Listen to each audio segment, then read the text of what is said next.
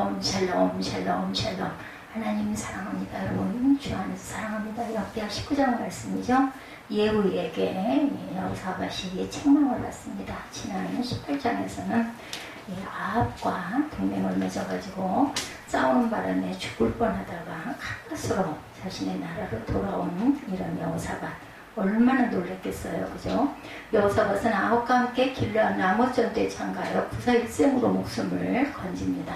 여호사밧이 죽음의 위기에서 벗어날 수 있었던 것은 하나님의 긍휼하신 은혜로 말미암음이었어요. 아합이 길르앗 라못 전투에서 전사한 것과는 달리 여호사밧은 평안히 예루살렘에 귀국할 수 있었습니다. 아합은 죽죠. 전투에서. 여호사밧이 평안히 예루살렘으로 돌아왔다는 것은 길르앗 라못 전투에 대한 미가의 예언이 성취되었음을 보여줍니다. 첫 선지자의 예언은 반드시 성취됩니다. 여호사밧의 귀국 역대하 19장 1절이죠. 유다 왕 여호사밧이 평안히 예루살렘에 들어와 그의 궁으로 들어가니라. 주께서 안전에 거하게 하십니다. 시편 4편 8절입니다. 내가 평안히 눕고 자기도 하리니 나를 안전히 살게 하시는 이는 오직 여호와시니이다. 선견자 예후의 이야기가 2절에 나오고 있습니다. 하나님의 아들 선견자 예후가 나가서 여호사밧 왕을 맞이하여 이르되 왕이 악한 자를 돕고 야훼를 미워하는 자를 사랑하는 것이 옳으니까 그러므로 야훼께로부터 진노하심이 왕에게 임했어요. 그나마 살려주신 것은 3절이죠. 왕에게 선한 일도 있으니 왕이 아세라 목상들을 땅에서 없애고 마음을 굽여 하나님을 찾음이니라 하였더라. 이 일로 당신이 살아날 수 있었다라는 이야기죠. 예언은 아버지 하나님의 뒤를 이어 젊었을 때부터 늙을 때까지 선지자의 사명을 감당했는데 남왕국과 분가왕국에서 모두 예언 활동을 했습니다. 남북왕국에 전부 다 섭렵하고 다니면서 예언 활동을 하죠. 선지자의 예적 명칭을 사무엘상 9장 9절에 보면 예적 이스라엘의 사람이 하나님께 가서 물으려 하면 말하기를 선견자에게 가자 하였으니 지금 선지자라 하는 자를 예적에는 뭐라고 선견자라. 선지자나 선견자나 같은 이름이라는 뜻입니다. 하나님의 아들 예후가 등장하죠. 열왕기상 16장 1절에도 등장합니다. 야훼의 말씀이 하나님의 아들 예후에게 임하여 바사를 꾸짖어 이릅니다. 여호사밧을 책망하는 예후 2절 3절이었었죠. 우리가 읽었습니다. 하나님의 아들 예후 선지자는 여호사밧이 길르앗 나무 전투에서 돌아오자 여호사밧을 맞으러 나아가 하나님의 말씀을 전해요. 예후는 여호사밧에게 악한 자를 돕고 야훼를 미워하는 자를 도왔다고 책망합니다. 그리고 아합과 연합한 죄로 인해 여호사밧에게 하나님의 진노가 임할 것임을 예언합니다. 예후는 비록 여호사밧이 아합을 돕는 실수를 저지르기는 했으나 하나님 보시기에 선한 일, 아세라 목상들 유다 땅에서 죄하고 하나님을 찾은 일을 칭찬하죠. 하나님께서 책망과 함께 칭찬으로 위로를 주시면 여호사밧으로 낭망치 않게 하시려는 앞으로 고쳐서 하나님을 잘 섬기십시오 하는 깊은 의도가 내포되어 있습니다. 여기서 하나님의 책망은 그 영혼을 사랑하시기 때문임을 우리가 깨달아야 합니다. 경계해야 할 불의와의 연합, 고린도후서 6장 14절 우리는 늘 조심해야 되죠. 너는 믿지 않는 자와 멍에를 함께 매지 말라. 의와 불법이 어찌 함께하며 빛과 어둠이 어찌 사귀겠느냐. 또한 범과한 자들을 향하신 진노. 어떤 성읍에 사는 너희 형제가 혹 피를 흘림이나 혹 율법이나 계명이나 율례나 규례로 말미암아 너에게 와서 송사하거든 어떤 송사든지 그들에게 경고하여 야훼의 죄를 범하지 않게 하여 너희와 너희 형제에게 진노하신 임하지 말게 하라. 너가 이렇게 행하면 죄가 없으리라 말씀합니다. 성전에 다시 선정에 다시 힘쓰는 여호사밧 4절에 나옵니다. 여호사밧이 예루살렘에 살더니 다시 나가 브엘세바에서부터 에브라임 산지까지 민간에 두루 다니며 그들의 조상들이 하나님 야훼께로 돌아오게 하고 또 유다 온 나라의 견고한 성읍에 재판관을 세우되 성읍마다 있게 하고 재판관들에게 이르되 너희가 재판하는 것이 사람을 위하여 할 것인지 야훼를 위하여 할 것인지를 잘 살피라. 너희가 재판할 때 여호와께서 너희와 함께 하시니라. 이렇게 다니면서 하나님을 위하라 이렇게 증거하죠. 산당과 아세라 목상들을 제합니다. 6절에 보면 그가 전심으로 야훼 길을 걸어 산당들과 아세라 목상들과 유다에서 제거하였더라. 이것이 예후의 그러한 말씀 증거함을 듣고 내가 잘못했구나라는 걸 깨닫고 이렇게 산당과 아세라 목상들을 또 제거합니다. 그래서 여호사밧은 유다 전역을 순회하며 백성들이 우상에 미혹되지 않고 그 열조에 하나님 야훼께로 돌아오도록 힘씁니다. 산당과 아세라 목상들을 제하죠. 17장 6절에 보면 그가 전심으로 야훼 길을 걸어 산당과 아세라 목상들도 유다에서 제거하였더라. 하나님만 구하는 태도, 역대하 30장 19절입니다. 결심하고 하나님 곧 그의 조상들의 하나님 야훼를 구하는 사람은 누구든지 비록 성소의 결례대로 스스로 깨끗하게 못하였을지라도 사하옵소서 하였더니 야훼께서 히스기야의 기도를 들으시고 백성을 고치셨더라. 유다 전역의 재판소를 설치하는 부분이 8절에 나옵니다. 신명기 16장 8절에도 내 하나님 야훼께서 내게 주시는 각 성에서 내 지파를 따라 재판장들과 지도자들을 둘 것이라. 그들은 공의로 백성을 재판할 것이라. 그리고 19장 6절이죠. 재판관들에게 이르되 너희가 재판하는 것이 사람을 위하여 할 것인지 야훼를 위하여 할 것인지를 잘 살피라. 너희가 재판할 때 야훼께서 너희와 함께 하실 것이다. 여호사밧은 전에 이미 유다 백성들에게 율법을 전하는 자들을 보내어 그들을 가르친 일이 있었는데 그 일은 큰 효과를 거두었어요. 이제 그들 가운데 재판관들도 율법이 잘 지켜지고 있는가를 살필 필요성을 느낍니다. 그래서 그는 유다 전역에 재판소를 설치하죠. 재판소를 설치를 통해 율법이 잘 지켜지고 있는가를 살피기 위해 행악자들에게 두려움이 되도록 하죠. 오늘날의 교회에는 하나님의 말씀에 입각하여 종교적인 진리를 분별하는 주의 재판 제도가 약화되어 있어요. 교육의 연장이라는 선한 목적과 동기에서 상담, 권면, 근진 등을 통해 성경적인 신앙을 확립시켜주니 필요하기도 합니다. 야훼를 위한 재판을 명했어요. 그죠? 6절에 보니까 유다 전역의 재판들을 설치한 여호사밧은 재판관을 세워 백성들의 송사를 처리하도록 하고 각 성에 세운 재판관들에게 사람을 위함이 아닌 야훼를 위해 재판할 것을 명합니다. 궁극적으로 인생의 모든 재판은 누구에게? 하나님께 있죠. 결정권은 그분은 우리에 잡혀주시고 심판 주시기 때문이죠. 그분의 판결은 공의롭고 정당하고 좌우로 치우침이 없는 의로운 심판입니다. 재판관은 바로 이러한 하나님을 두려워하는 마음으로 재판에 임해야 되겠죠. 옳고 그름을 가르기 위해서는 명확한 기준이 있어야 되기 때문에 하나님의 율법은 당시 재판의 기준이 되었을 뿐만 아니라 지금까지도 많은 법률의 중요한 기초가 되고 있습니다. 야훼를 위한 재판을 명한 여호사밧은 또한 재판관에게 하나님께서 너희와 함께 계셔서 너희 재판하는 일을 지켜보시고 잘못을 행하면 책망할 것이다 이렇게 말합니다. 재판은 하나님께 속했어요. 그죠? 신명기 1장 17절에 재판은 하나님께 속한 것인즉 너희는 재판할 때 외모를 보지 말고 귀천을 차별 없이 듣고 사람의 낯을 두려워하지 말 것이며 스스로 결단하기 어려운 일이 있거든 내게는 솔리라 내가 들으리라 말씀합니다. 우리가 재판할 때 잘못 재판해서는 안 됩니다. 굽게 해서는 안 되죠. 신명기 16장 19절입니다. 너는 재판을 굽게 하지 말며 사람을 외모로 보지 말고 뇌물을 받지 말라. 뇌물은 지혜자의 눈을 어둡게 하고 의인의 말을 굽게 하느니라. 우리가 뇌물이 약하지요. 고등재판소를 설치합니다. 8절에 보면은 나타나 있어요. 여호사밧이 또 예루살렘에서 레위 사람들과 제사장들과 이스라엘 족장들 중에서 사람을 세워 야훼께 속한 일과 예루살렘 주민의 모든 송사를 재판하게 하고 그들에게 명령하이르되 너희는 진실과 성심을 다하여 야훼를 경외하라. 어떤 성읍에 사는 너희 형제가 혹 피를 흘림이나 혹 율법이나 계명이나 율례나 규례로 말미암아 너에게 와서 송사하거든 어떤 송사든지 그들에게 경고하여 야훼께 죄를 범하지 않게 하여 너희와 너희 형제에게 진노하시며 임하지 말게 하라. 너희가 이렇게 행하면 죄가 없으리라. 이렇게 이르죠. 유다의 각 성읍에 재판관을 세우고 야훼를 위한 재판을 명한 유다왕 여호사밧은 예루살렘에 고등재판소를 설립하죠.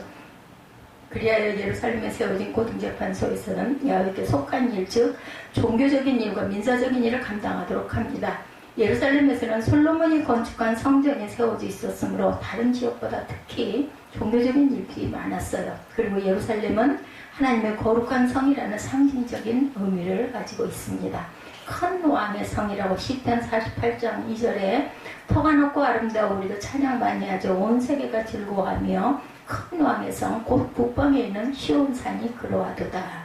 외경심은 지혜의 근본입니다. 잠언 9장 10절입니다.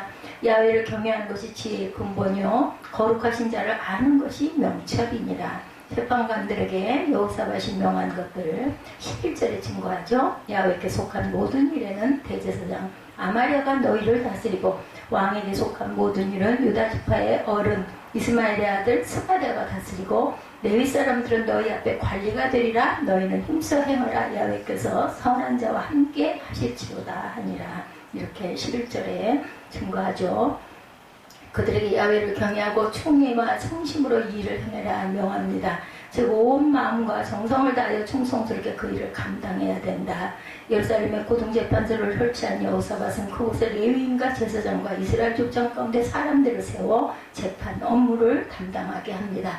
예루살렘 법정에 있게 된 두 명의 재판장은 대제사장 아마랴와 유다지파에 속한 이스마엘의 아들 스바디아였죠. 악한 자를 돕지 말아야 한다. 역대하 19장 2절에 하나님의 성경자 예고가 나와서 여호사밧 왕을 맞아 이르되 왕이 악한 자를 돕고 야훼를 미워하는 자들을 사랑하는 것이 옳으니까 그러므로 야훼께로부터 진노하심이 왕에게 이 말이다. 힘써 행하여야 할 직무입니다. 역대상 28장 10절에 그런즉 이제 너는 삼갈지어다. 야훼께서 너를 택하여 성전에 건물을 건축하게 하셨으니 힘써 행할지니라 아니라 이렇게 말씀합니다. 자신의 잘못에 대해서 선지자 예후로부터 책망을 받은 여호사밧은 이내 2차 종교 계획을 착수하죠. 이와 같이 자신의 잘못을 인정하고 하나님의 종호에 존경하는 여호사밧의 태도는 우리가 본받아야 할 모본입니다. 그리고 또 다시 개혁에 착수한 그의 모습을 통해 우리는 어떻게 살아야 할 것인가. 잘못 살았더라도 얼른 돌이켜야 되죠. 성도의 삶은 안주하는 것이 아니라 계속 개혁해야 하는 것이다. 그래야만 하나님 보시기에 합당한 삶을 살 수가 있죠. 나라의 지도자들이 하나님을 두려워하여 성실하고 정직하면 바른 나라가 됩니다. 인생을 살아갈 때도 그렇죠. 신앙생활 할 때도 늘 기복은 있습니다. 어떨 때는 성령 충만해서 하나님의 능력으로 무슨 일이든지 못할 것이 없는 그런 하늘을 찌를 것 같은 충만함이 있는가 하면 어떨 때는 그만 의심과 유혹에 넘어가서 실족해서 어둠의 구렁텅이에 빠지는 것 같은 그런 영적의 그 아주 슬럼프 어두운 것도 있습니다. 여호사밧이 바른 신앙 자세를 가졌다 그만 악한 사람과 교제하면서 자신도 모르게 하나님과의 교제가 멀어졌어요. 이 멀어진 게 어느 날 순식간에 멀어지지 않습니다. 조금씩 시간이 줄어들다가 나중에는 그냥 아주 멀어지게 되죠. 그럴 때 우리는 돌이켜야 합니다. 그럼에도 불구하고 하나님께서 측량할 수 없는 은혜를 죽음의 위기에 빠진 여호사밧에게 베풀어 주셨어요. 다시 생명을 얻습니다. 영적으로 새롭게 되는 기회를 얻죠. 예루살렘 성에 다시 돌아오게 됐을 때 하나님의 선지자가 여호사밧에게 책망을 하죠. 그전에는 하나님의 말씀이 주어질 때 그것을 무시하고 소홀히 여겼는데 이제는 그 하나님의 말씀을 책망을 달게 받습니다. 죽을 고비를 넘기고 얼마나 놀랐겠습니까? 하나님의 말씀으로 책망이 주어질 때 사람들이 그것을 받아들인 자세가 각각 다릅니다. 어떤 사람은 하나님의 말씀으로 책망이 주어지는데도 나한테 책망을 하는지도 모르고 깨달지도 못하고 관심도 기울이지 않는 사람이 있고, 어떤 사람은 하나님의 말씀으로 책망이 주어졌을 때 그것에 대해서 불순종하고 또한 삐져 배척합니다. 그런 사람도 있습니다. 아합 같은 경우가 그렇다고 볼 수가 있죠. 어떤 사람은 하나님의 말씀으로 책망이 주어졌을 때 그것을 믿음으로 받고 회개하고 순종하는 사람, 이래야 다시 구제를 받죠. 지금 여호사밧이 그런 경우입니다. 이전에는 하나님의 말씀을 불순종했지만 이제는 하나님의 말씀으로 책망이 주어지자 죽을 고비를 넘기고 나니까 아이고 내가 잘못했구나 깨달죠. 순종합니다. 이런 일이 없을 때 우리가 깨달아 알면 좋은데 참 그렇게 되지가 않습니다. 최악의 상태에 빠져있던 영적인 수준이 이제는 많이 다시 회복이 됐습니다. 사회개혁을 하죠. 그리고 내치 안에 있는 정치에 전념을 합니다. 4절에 보면 나와 있죠. 여호사밧이 예루살렘에 살더니 다시 나가 브엘세바에서부터 에브라임 산지까지 민간에 두루 다니며 그들의 조상들의 하나님 야훼께로 돌아오게 하고 유다 온 나라의 견고한 성읍에 재판관을 세우되 성읍마다 있게 하고 재판관들에게 이르되 너희가 재판하는 것이 사람을 위하여 할 것인지 야훼를 위하여 할 것인지를 잘 살피라. 너희가 재판할 때 야훼께서 너희와 함께 하시니라. 이렇게 증거합니다. 그래서 자기 나라 구석구석을 다니면서 백성들을 돌보고 나라를 다스립니다. 그전에는 내 나라는 그냥 내팽개쳐둔 채 북쪽 이스라엘에 가서 악한 왕 아합과 교제하고 어울리고 쓸데없는 전쟁에나 말려들고 그러더니 이제는 정신을 차린 거죠. 자기 나라의 구석구석을 다니며 백성을 돌보고 계몽하고 교훈하고 나라를 바로 세우는 일들을 하죠. 우상을 숭배하던 백성들을 하나님께로 돌아오게 직접 참여합니다. 조상 대대로 내려오는 신앙 유산을 회복시키죠. 나라를 바로 세우는데 전심전력을 다 기울입니다. 이제 이 땅도 광복 1945년 8.15 해방이 된 지가 어느덧 76주년이 됐습니다. 코로나로 모임이 어렵게 됐어요. 경제가 어려운 이때 여전히 북한은 전쟁 도발 무기들을 만들 게 여념이 없다는 소식. 정치적인 부분에 우리가 가까이 있지 않아서 그렇지 상당히 위험한 그런 시기에 놓여 있다고 합니다. 자유의 땅에 살게 된 것이 얼마나 다행스럽고 감사한지 이 나라를 지켜주시는 하나님의 은혜가 나이가 드니까 저는 정말 말로만 입술로만이 아니라 정말 다행이다는 생각이 들어요. 그러면서 또 북한 동포들이 얼마나 불쌍한지 물론 잘 먹고 잘 사는 사람들도 있다고는 하지만 소수이겠죠. 많은 사람들이 헐벗고 굶주리고 또 예배 못 드리고 있는 건 사실입니다. 자유의 땅에 살게 된 우리들 정말 북한을 위해서 기도해야 돼. 다른 건 모르겠어요. 우리 믿는 형제 자매 북한에 어렵게 사는 동포들 위해서 반드시 통일이 되고 좀 자유하게 가슴 피고 찬양이라도 예배라도 바로 드릴 수 있는 그런 세상이 열리기를 우리는 기도해야 되고 그때가 하나님께서 긍휼히 여겨주셔서 조금 당겨지기를 우리는 기도해야 합니다. 여호사밧은 나라를 바로 세우기 위해서 가장 중요한 것이 지도자를 바로 세우는 것이라는 생각을 가지죠. 그래서 다른 지도자들이 다른 나라를 세운다는 것을 증거하고 있어요. 지방 법원을 5절에서 7절에 보면 설치하죠. 또 유다 온 나라의 견고한 성읍에 재판관을 세우되 성읍마다 있게 하고 재판관들에게 이르되 너희가 재판하는 것이 사람을 위하여 할 것인지 야훼를 위하여 할 것인지를 잘 살피라. 너희가 재판할 때 야훼께서 너희와 함께 하심이라. 그런즉 너희는 야훼를 두려워하는 마음으로 삼가 행하라. 우리 하나님 야훼께서는 불의함도 없으시고 치우침도 없으시고 뇌물을 받는 일도 없으시니라 하니라. 그래서 여러 곳의 지역의 지방의 지도자를 세웁니다. 왕이야 지방을 쭉 다니면서 백성을 가르치고 교훈하고 바로 세우고 돌보고 지나가면 끝입니다. 왕한 사람이 매일 다니면서 백성을 만날 수는 없죠.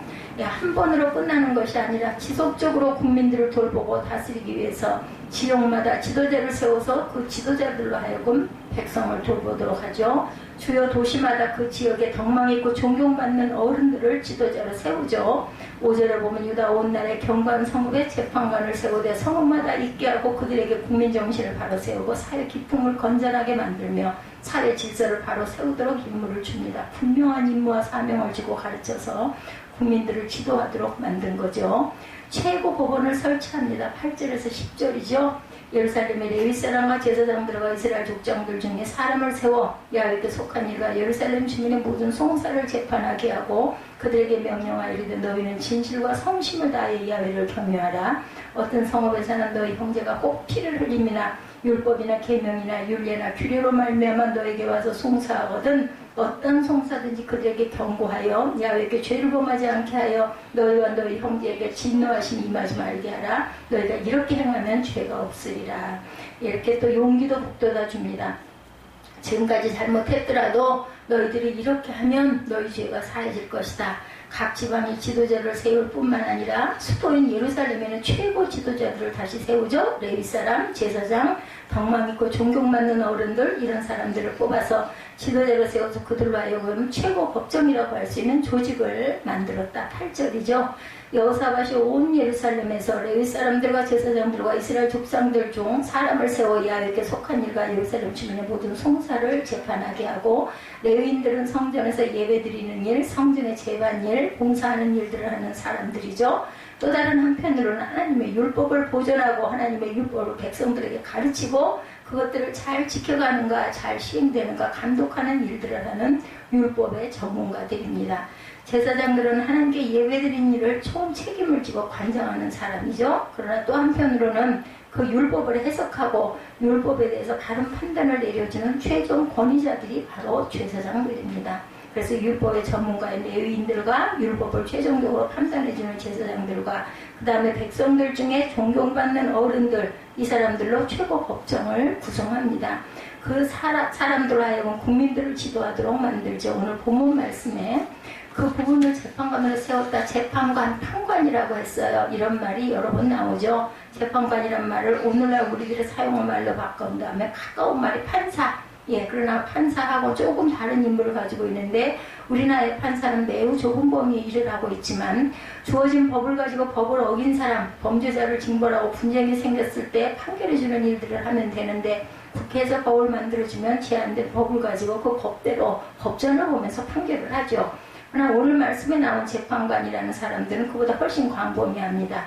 재판관들은 법에 따라 범죄들을 징벌하는 일과 사람들 사이의 분쟁을 판결하는 일을 합니다. 그 일만으로 끝난 것이 아니라 국민들의 신앙생활을 살펴서 율법을 어기는 사람들을 벌하고 바로잡는 일을 했어요. 8절 후반절에 나오죠. 사람을 세워 야훼께 속한 일과 예루살렘 주민의 모든 송사를 재판하게 하였다 이렇게 말하죠.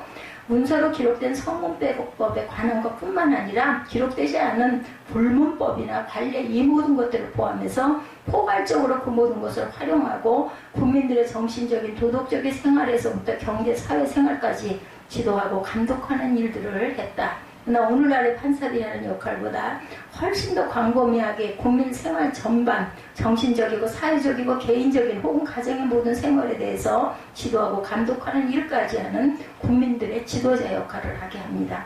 여호사밧은 이렇게 지방과 중앙의 최고의 지도자들을 세워놓고 그 지도자들로 하여금 국민의 생활과 사회와 기쁨과 질서 모든 것들을 지도하고 감독하도록 지도자를 세웠어요. 좋은 지도자를 세워서 그 지도자를 바르게 훈련을 시키고 교훈을 주어서 그 지도자들로 하여금 나라를 바르게 세우도록 계획을 한 것이죠. 대단한 일을 한 겁니다. 혼자 다니면서. 왕 혼자서도 나라를 바로 세울 수 없기 때문에 다른 지도자들을 주변에 많이 세워놓고 그 지도자들로 하여금 나라를 바르게 세우는 일에 아주 좋은 방법을 택합니다. 여호사밧 왕은 그들을 지도자로 세우면서 그들이 가져야 할 임무와 사명과 자세 이 모든 것들을 규정해주고 가르쳐 주어서 그들로 하여금 바른 지도자가 되도록 세웁니다. 지도자의 역할, 지도자에게 주어진 권한, 재판관들에게 이르되 너희가 재판하는 것이 사람을 위하여 할 것인지 야훼를 위하여 할 것인지를 살피라고 말하죠. 여호사밧 왕이 세운 지도자들은 엄청난 권한을 그렇게 해서 갖게 됩니다. 오늘날 우리나라의 사회 지도자들, 정부의 지도자들은 주어진 법 테두리 안에서만 권한을 사용하지만 여호사밧 왕이 세운 지도자는 법 테두리 안뿐만 아니고 자기 신앙 양심과 모든 것들을 다 동원해서 국민들의 정신적인 혹은 윤리적인 일반 생활 모든 것들을 지도 감독하고 판결하는 권한을 준 것이기 때문에 엄청난 권한이 됐어요. 국민들의 정신과 신앙과 생활과 모든 것에 지대한 영향을 끼치는 권한을 가진 사람들이었습니다.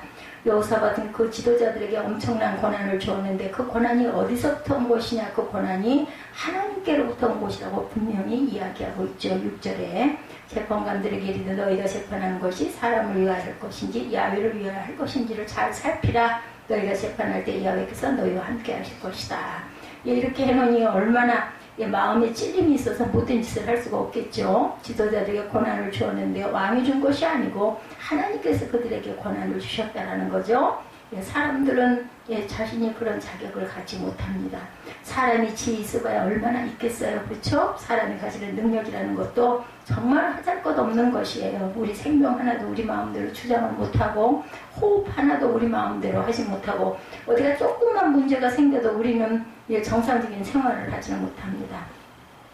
하나님께로부터 이런 엄청난 권한을 받았기 때문에 그런 권한을 사용함에 있어서 지도자들은 하나님의 뜻을 잘 살피고 이렇게 했다가 내가 큰 벌을 받지 이런 마음도 컸겠죠. 하나님의 어떤 분이신가 7절에 여호사밧 왕은 7절 말씀에서 하나님에 대해서 말씀하면서 지도자들이 따라야 할 가장 모범적인 분으로 제시하고 있습니다. 하나님은 첫째로 불의가 없는 분이고 의롭고 선하신 분이고 하나님은 편파적이 아니시고 항상 공평하고 공의의 하나님이시죠. 사람은 외모를 보지만 하나님은 외모를 보지 않으시고 중심을 보십니다.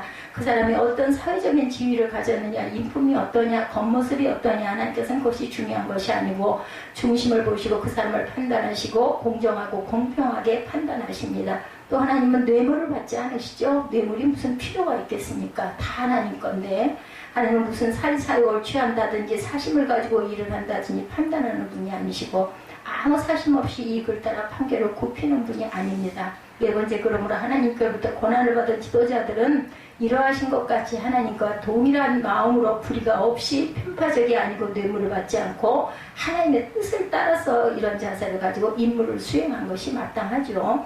그래서 지도자들의 자세에 대해서 9절에 말씀하죠. 여호사밧은 지도자들에게 지도자들이 가져야 할 바른 자세를 말씀하고 가르칩니다. 7절에도 그런즉 너희는 야훼를 두려워하는 마음으로 삼가 행하라. 우리 하나님 야훼께서는 불의함도 없으시고 편벽됨도 없으시고 뇌물을 받으심도 없으시다. 9절이죠. 저에게 명하여 그러되 너희는 야훼를 경외하고 충의와 성심으로 이 일을 행하라. 하나님께로부터 권한을 받은 사람들이 하나님의 뜻을 따라 권한을 행사해야 하는데 이런 자세를 어떤 자세들을 가질 것이냐. 하나님을 두려워하라. 7절 상반절이죠. 하나님을 경외하는 마음을 가져라. 하나님께로부터 중대한 사명과 엄청난 권한을 그렇게 받습니다. 그러면 그 사람들을 하나님께서 주셨기 때문에 하나님 앞에 서 있는 자세를 가져야 한다는 거죠. 사람들 많은 데서 선다는 것은 두려운 일입니다. 아주 높은 사람이 있는데 그 높은 사람 앞에 내가 혼자 가서 선다는 거 두렵고 떨리겠죠. 하나님 앞에 내가 혼자 선다는 것은 얼마나 두렵겠습니까? 지도자들이 자기에게 주어진 권한을 행사할 때 자기에게 그 권한을 주신 하나님 앞에 혼자 서 있다라는 그런 마음가짐을 가져라는 거죠. 그래서 인간의 생각을 따라 인간의 탐욕에 따라 권한을 행사하는 것이 아니라 다른 사람들의 지시나 부탁에 따라 권한을 행사하지 말고 하나님 앞에 서 있다는 마음으로 두려운 마음으로 권한을 행사해야 된다. 자신의 삶과 자신의 사명을 늘 반성해야 되고 하나님의 뜻을 찾아가야 되고 하나님의 뜻대로 자신에게 주어진 권한을 사용할 줄 알아야 되죠. 바른 지도자는 이렇게 하나님을 두려워하는 마음을 가져야 한다. 그리고 하나님의 두려워하는 마음으로 삼가 행해야 된다. 6절 상반절의 재판관들에게 너희가 재판하는 것이 사람을 위하여 할 것인지 야훼께서 불의함도 없으시고 치우침도 없으시고 뇌물을 받은 일도 없으시다. 이렇게 아주 목 박아서 증거합니다. 삼가 행한다는 것은 지도자가 자신의 임무를 수행함에 있어서 조심하고 신중해야 한다는 말씀이죠. 여러 가지 일을 할 때 교만해서 자기 뜻대로 일을 해서는 절대로 안 된다. 사람들이 이상해가지고 권한을 주면 좀 교만해지고 방자해지고 싶어하는 마음이 있어요. 누구에게나. 그래서 이것을 항상 우리가 자제할 줄 알아야 되는데 하나님을 경외하는 마음으로 서 있는 사람은 항상 조심하고 신중해야 합니다. 바른 지도자는 하나님을 두려워하는 마음으로 겸손해서 신중하게 주어진 권한을 사용해야 한다. 세 번째로 바른 지도자는 충의로 자기 임무를 수행해야 한다는 말씀. 9절 하반절이죠. 충의로 일한다는 것은 진실하고 정직하고 자기 임무를 온전히 수행할 줄 알아야 되겠다. 하나님은 불의가 없으신 분이죠. 뇌물이 필요 없으신 분입니다. 불법과 불의에 매이지 아니하고 사심을 버리고 정직하게 자기 임무를 수행해야 되겠다는 겁니다. 예, 얼마 전에 신문에 보니 젊은 판사의 부인이 자기 남편을 신문사에 고발을 한 사건이 있었다고 합니다. 젊은 판사인데 동료들과 같이 술집에 가고 술집에서 한 사업가가 접대하는 접대를 받고 불법으로 접대를 받은 것이죠. 그래서 아가씨들로부터 접대를 받았습니다. 이런 불법으로 접대를 받고 이것으로 끝날 줄 알았는데 부인이 남편이 존경받아야 할 법관들을 불법으로 행했다는 걸 알고 잘못되었다고 지적을 합니다. 법관이 타락해서 이 사회가 어디로 갈 것이냐 그런 마음으로 신문사에 고발을 했다고 합니다. 판사도 아내의 말을 듣고 옳다고 생각해서 사직을 했다고 합니다. 굉장히 예민한 양심을 가진 부부죠. 이런 부부들이 많이 나와야 돼요. 남편이 한다고 해서 그냥 어쩔 수 없지 하고 포기하면 안 됩니다. 지도자가 어떤 자세를 가져야 하느냐 사심없이 불법으로 행하지 아니하고 하나님 앞에 두려운 마음으로 상가하면서 정직하게 지도자로 서야 한다는 거죠. 다른 지도자는 성심으로 자기 임무를 수행해야 된다. 9절 마지막 절에 보면 야훼에게 속한 일과 예루살렘 주민의 모든 송사를 재판하게 하고 성심으로 일한다는 것은 온전한 마음으로 공평하게 일해야 된다는 거죠. 우리는 우리나라 우리 사회 속에 혼란한 것을 늘 경험합니다. 왜 이렇게 혼란하게 되었을까? 고난을 가진 지도자들이 사리사욕과 단기당락과 혹은 편파적으로 공정하지 못하게 일을 하다 보니 이런 일들이 자꾸 많아지는 건 우리가 이것을 정말 스스로 잘 그걸 온전하게 자신의 이익을 챙기고 일을 하다가 나중에 이런 큰 온전하지 못한 그런 결과가 온다는 것을 우리가 자꾸 각성하고 나아가야 되겠죠. 지도자가 바로 서면 나라가 바로 섭니다. 우리나라 각계각층에 기독교인 지도자들이 굉장히 많이 있다고 해요. 국회의원을 다시 뽑았는데 국회의원 중에 38%가 기독교인이라고 나타났다고 합니다. 내각의 정치관들이 대를 이어서 50% 이상이 기독교인이라고 합니다. 예, 희망적이죠? 한국경영자총협회에서 기업체 임원을 조사했는데 그 가운데 종교를 가진 사람들 가운데 42%가 기독교인들이라고 나타났다고 합니다. 우리나라 전체 인구 가운데 기독교인들이 차지하는 비율과 비교해보면 엄청나게 많은 분들이 지도자로 우리 사회 곳곳에서 활동을 하고 있습니다. 이 기독교인 지도자들이 하나님을 두려워하고 바른 지도자로 서게 된다면 우리나라가 굉장히 그죠? 희망이 있어요. 리차드 포스터라고 하는 분이 생수의 강이라고 하는 경건 훈련을 하는데 도움이 되는 좋은 책을 최근에 냈다고 하네요. 생수의 강이라는 책에 기독교인들이 신앙을 가지고 있는데 그 신앙을 생활 속에 그대로 구현한 사람을 예로 옛날에 유엔 사무총장을 지낸 다그 함마슐드를 내세웠다고 합니다. 연세 많은 분들은 아마 그분을 기억하실 거예요. 저는 이분에 대해서 이름을 들어본 적은 없습니다. 유엔 사무총장으로 각국의 분쟁을 조정하고 화해를 시키다 아주 훌륭한 분이셨다고 해요. 그분이 아프리카의 분쟁을 조정하기 위해서 비행기를 타고 가다가 비행기가 추락해서 세상을 떠났답니다. 그분은 하나님 앞에 선 영적 확신을 그대로 정치가 하는 혼잡하고 혼탁한 세상 속에서 실천한 분이랍니다. 그분이 세상을 떠난 다음에 그 집 앞에 일기가 나왔다고 그러네요.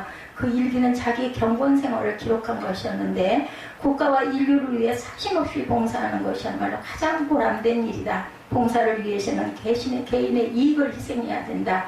의무에 대해서 엄격하고 냉혹한 헌신이 필요하다. 그러면서 그는 말하기를 우리는 믿음 아래서 행동한다. 그러면 기적은 일어난다. 혼탁한 세상이지만 부패하고 타락한 세상이지만 그 안에서 믿음으로 행동하면 하나님께서 기적을 일으킨다. 이렇게 증거하고 있더랍니다. 바른 지도자로 세상 속에 자기들에게 주어진 권한을 행사해야 하는 거죠. 그래서 나라를 바로 세워야 된다. 광복 76주년 된 우리나라의 형편은 과연 어떨까? 내적으로는 부패하고 타락하고 혼란으로 기초부터 흔들리는 그런 위기를 느끼고 있죠. 외적으로는 국제정치나 국제경제가 얼마나 냉혹합니까?